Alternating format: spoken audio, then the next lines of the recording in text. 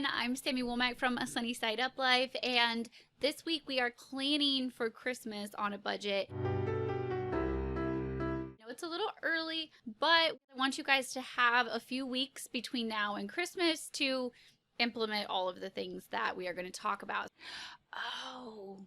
We are going to talk about 8 different categories in your Christmas budget. I'm going to help you get a savings plan together if you don't already have one.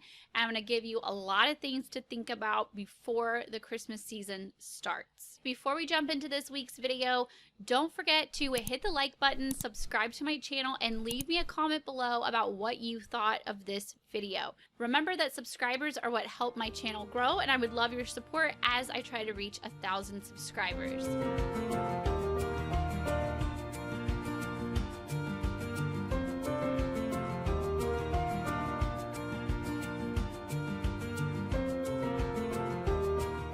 If you haven't started planning for Christmas yet, don't worry, better late than never. I'm going to help you brainstorm some ideas that you need to put into your Christmas budget. I also have a holiday budget guide that I'm going to link to in the description below. And if you guys use the code YouTube, all one word, you can save 25% on this budget guide and get it for just under $4. So I want you to ask yourself these next few questions and go ahead and just brainstorm, scribble out anything that pops up as I'm talking about this, anything that you might want to put in that budget.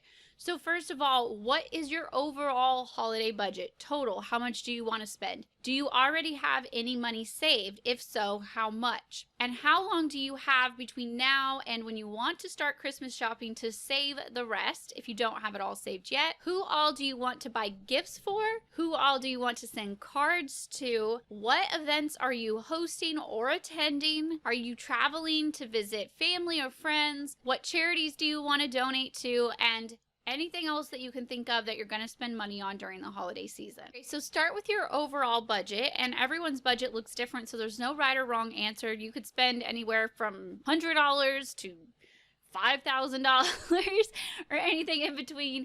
It doesn't matter as long as you know what you are intentionally willing to spend overall. So what I recommend doing, like I always do with any budget, is having an estimated column and an actual column. So actually in the holiday budget guide, I give you a worksheet that will help you do this, or you can just grab a piece of paper and do it yourself. It's simple.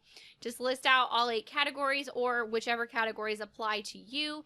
Have an estimated side, and this is where you're going to want to go through and estimate how much you want to spend on each category and make sure that the total adds up to how much you can spend for overall. Then on the actuals column, you're going to keep a running total throughout the year so you know that you are not overspending. Now let's work on a game plan to get that money saved. Do you already have some money saved? If so, how much? And how much more do you need to add to it? If you don't have anything saved, how much would you like to have, and how much time left do you have to save it? Take that total, divide it up by how many pay periods are between now and the shopping season, and see how much you'll need to set aside from every single paycheck. Is that affordable? If it's not, can you lower that holiday spending? Or could you cut back your regular budget? Could you cut back your restaurant budget in order to get your holiday savings up to where you need it? If you've cut back in every area, you've cut your holiday budget back to bare bones, you've cut your regular spending budget down to bare bones, and there's nothing else left to save, before you go and put it on a credit card and acquire debt for a holiday, consider ways that you could earn extra money. And there are all kinds of creative ideas, from being someone that hangs Christmas lights in the neighborhood to picking up a seasonal shift at a retail store, and a whole bunch of other ideas. So once you have the money saved, consider opening a separate savings account, or if you have an Ally savings account, you can use what they call buckets to separate out money within the same account. Or you could do what I do and have it in its own checking account, which I call my sinking fund, and I have a debit card attached to that account. So when I'm shopping in the store or even online, I have a debit card that I can shop with. Or if you want to withdraw that money and keep it in a separate cash envelope, that's completely fine too. The most important thing here is that you keep that money separate so you don't accidentally spend it on something else, or you don't spend your regular bills money on Christmas. Whichever way, Keep that money separate for your sanity and for organization. Now let's talk about the biggest part of your holiday budget, the gifts. The gifts are going to be where you spend the majority of your money. So first of all, jot down a list of who all you want to buy gifts for. Remember to include every single person that you can think of that you're going to want to give gifts to, all the way from your partner, your kids, your mailman, whoever you give gifts to.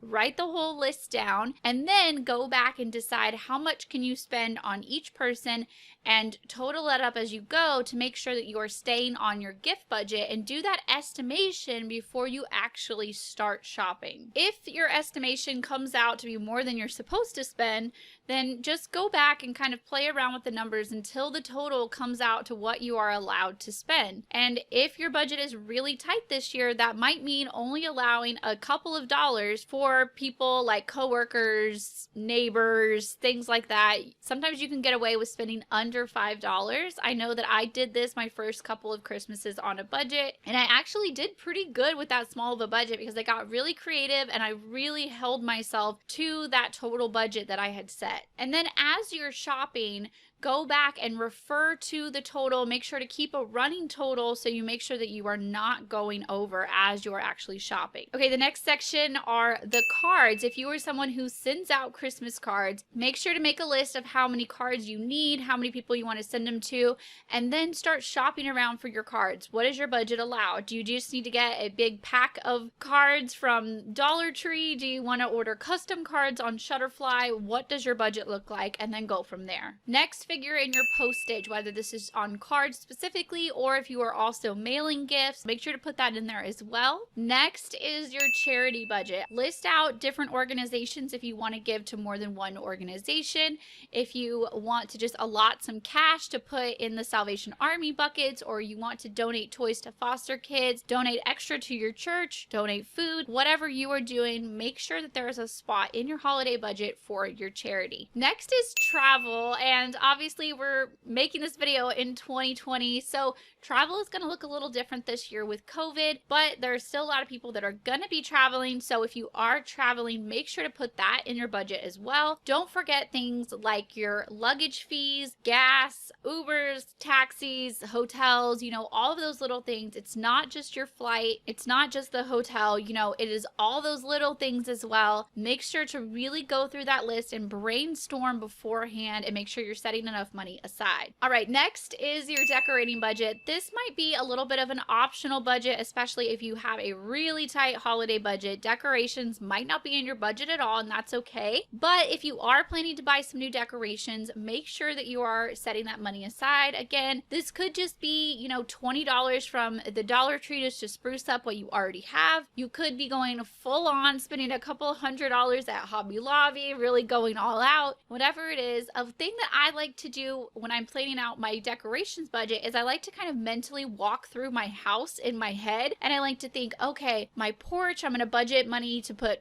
porch decorations. Okay, then what am I going to do in the living room? And make sure that I am allowing money for all the different things that I want to do with my decorations. Next is the food budget. Okay, so obviously we already have a groceries budget in our regular spending budget, but if we are hosting or we are going to be attending an event where we are going to, bring some cookies or a pie or a ham or whatever we're doing, make sure that you are allowing some extra money in your grocery budget or setting this money aside inside of your holiday budget for that extra food. Also, don't forget any gifts that involve food. If you are someone who likes to bake and give that as a gift, don't forget that. Also, things like stocking stuffers, if you're putting food in that type of category, all those little things, just kind of go down that checklist mentally and prepare for all the food expenses. Last on our list is the activities budget. What kind of events are you attending? Are you hosting a party, attending a party? Are you traveling somewhere to a festival to see lights? Are you going to an old time movie? Are you going to be doing craft projects at home with the kids? Are you going to be having movie nights? What other kind of other family traditions you have? Most of the time they're going to cost something. So make sure that you are setting that aside in your budget as well. Yes, baby, I'm still filming. Hurry up, I'm still recording. So either get my holiday budget guide or simply write out your own. But the most important thing here is to come up with those estimations ahead of time and then keep real-time numbers of where you stand with that money. Also, make sure to keep your Christmas money separate from your regular money. Also, don't feel obligated to fill every single category with an amount if you just don't have it this year. It is perfectly fine to have a $0 next to the decorating budget or the activities budget or whatever it needs to look like this year to fit in with that total overall budget. And last but not least, remember that the more money you spend does not equal a better Christmas. Going into debt is not going to guarantee that your kids will be happier or that your family will be closer together or that you will be closer to the Christmas spirit. It's just not true. Do this right, take your time, and make sure that when you wake up on December 26th that you don't regret everything that you just spent money on. Okay, so I hope this video was helpful. Leave me a comment below if you know what your Christmas budget is going to be. I would love to cheer you on. Also, don't forget to like this video and subscribe to my channel. All right, I will talk to you guys next week. Bye, guys.